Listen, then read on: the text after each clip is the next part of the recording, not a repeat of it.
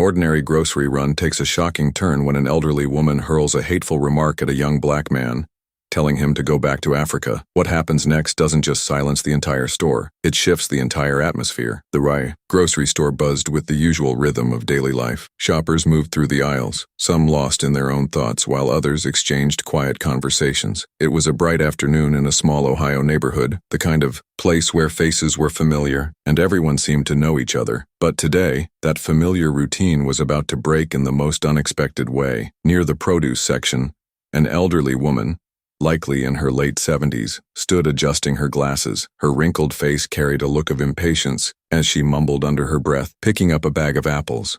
With a faded cardigan draped over her shoulders and silver hair neatly pinned back, she looked like any other harmless old lady. But what came next was anything but harmless. A young black man, tall, dressed in a blue hoodie and jeans, stepped toward the nearby fruit stand reaching for a bag of oranges. His name was Daryl, calm, polite, and blending effortlessly into the store's flow. With one hand holding his phone and the other balancing a basket of groceries, he was minding his own business, until the elderly woman suddenly snapped her head around, locking eyes on Daryl. In that moment, her expression shifted, and the look in her eyes was anything but subtle. Her narrowed eyes locked onto Daryl, lips pressed into a thin, tight line. "You people don't belong here." Her voice cut through the air, loud enough for everyone nearby to hear. Daryl's fingers hovered over his phone, frozen mid-text. His eyes slowly lifted, meeting the woman's cold, unflinching gaze. And then, she delivered the next blow. "Why don't you go back to Africa where you came from?" The air inside the store suddenly felt heavier,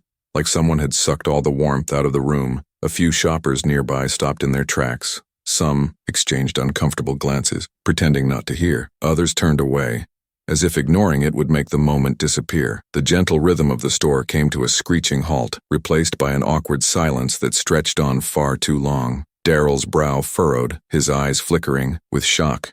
For a second, it seemed like he might clap back with an immediate response but he didn't. Instead, he took a slow, measured breath, his face completely unreadable. It was as if he was carefully weighing every possible reaction, knowing whatever he said next would set the tone for everything that followed. The old woman stood her ground, clutching her apples tightly, her thin shoulders squared with stubborn defiance. She didn't flinch, didn't waver. Her wrinkled chin lifted slightly, daring him to fight back. The tension in the air was thick enough to choke on. A young mother quietly steered her child away.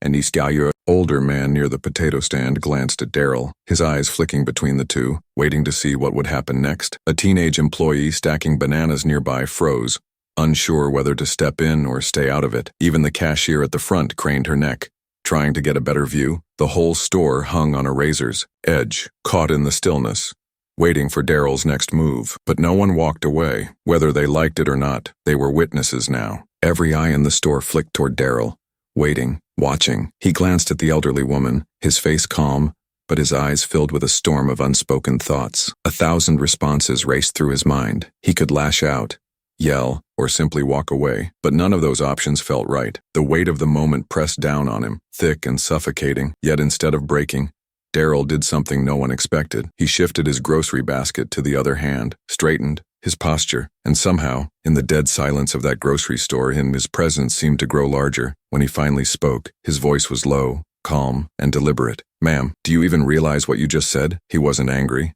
He wasn't even accusing her. It was a question, soft yet sharp, like he was giving her a chance to think before she answered. But the old woman didn't flinch. Her thin shoulders squared up even more, eyes hardening behind her glasses. "Said what I said?" Her voice cracked louder, cutting through the tension like a blade. "This is my country. People like you don't belong here." The words hung in the air like poison. A young woman near the bread aisle let out an audible gasp. Whispers rippled through the crowd, the kind of hushed murmurs people make when they know something important is happening. But Daryl? He didn't blink.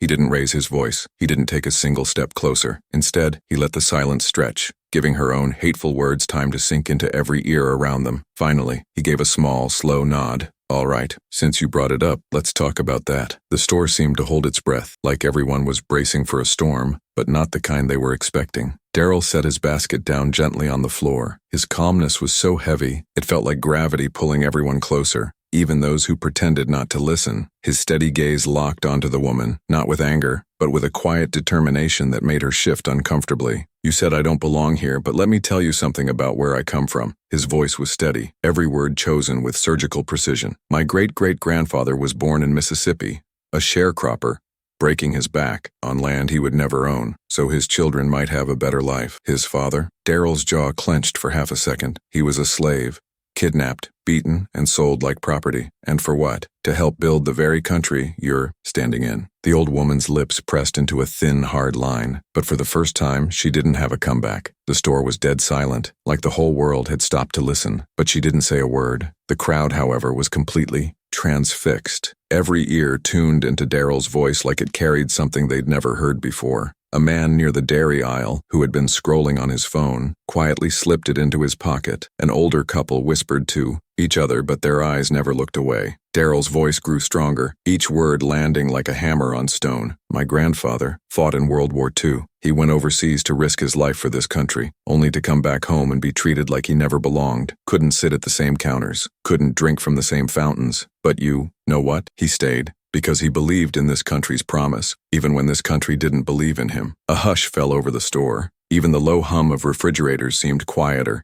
as if the entire building was holding its breath. Daryl's eyes never left the woman. My parents, they fought too, not with guns or fists, but by showing up every single day. My mother's a teacher, spent her whole life helping kids, no matter what they looked like. My father's a mechanic, the kind of man who'd pull over in the middle of the night to help someone like you if your car broke down. He let the words hang heavy, giving them time to sink in. Then, with a small shake of his head, he asked the one question that cracked through the tension like thunder. So, you're telling me I don't belong here? That I should go back to Africa? His voice carried a quiet sadness now, not anger, just the weight of generations of struggle carried in every syllable. Ma'am, I am just as much a part of this country as you are, maybe even more because my family paid the price for it.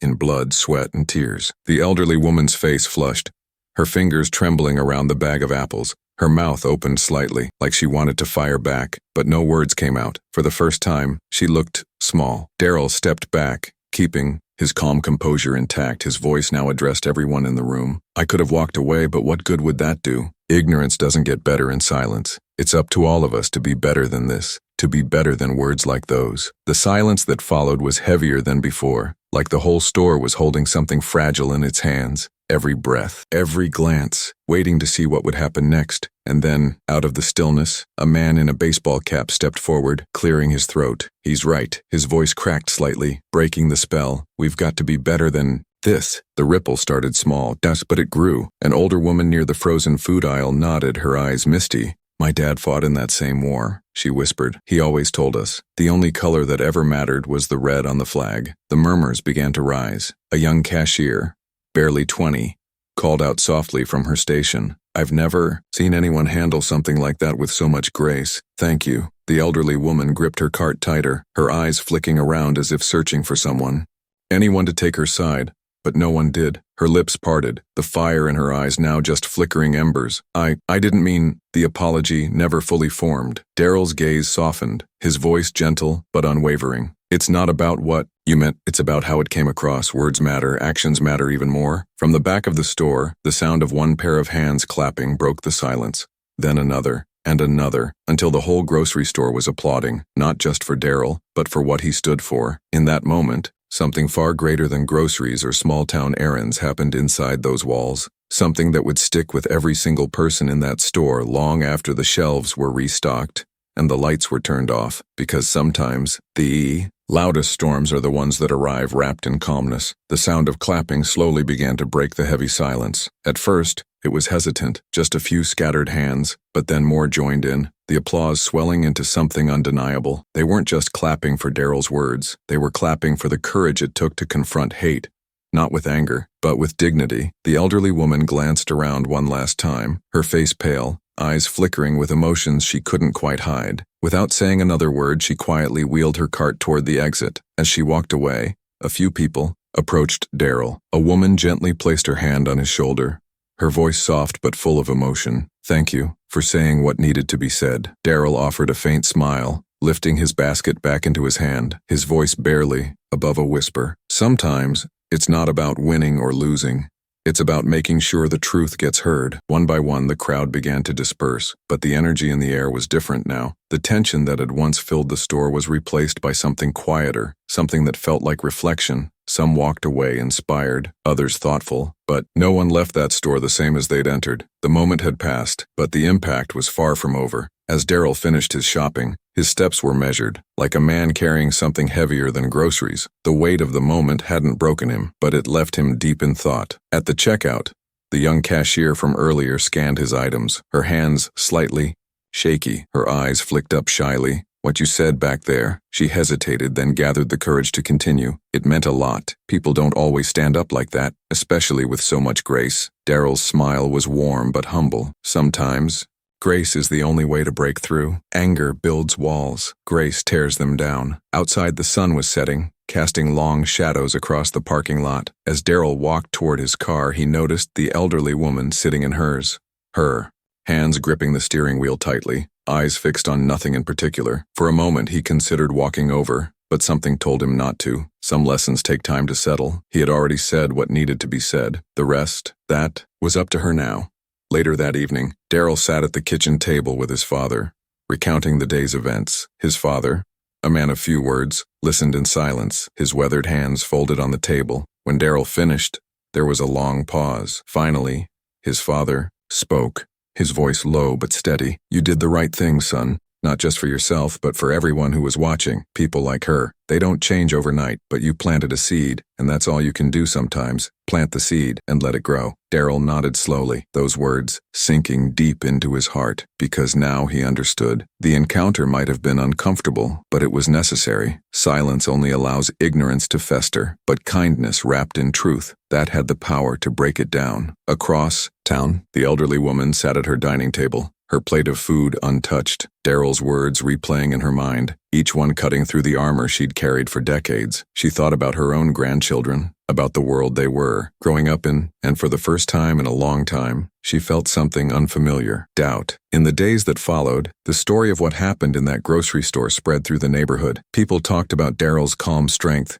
his courage, and the dignity with which he faced hate. What started as a simple grocery run became something far bigger, a reminder of how much power there is in simply standing up. Daryl never sought attention for what he'd done, but his actions rippled through the community in ways he never expected. Strangers approached him in the streets, sharing their own stories of prejudice and resilience. His quiet stand sparked conversations that had been avoided for far too long. Even the elderly woman began to change. It didn't happen overnight, but slowly, piece by piece, she started to question the beliefs she'd carried for so long. She didn't know if she'd ever see Daryl again. But if she did, she hoped she'd have the courage to say two simple words: "I'm sorry." Stories like this remind us, courage doesn't always look like shouting. Sometimes, it looks like speaking with calm conviction.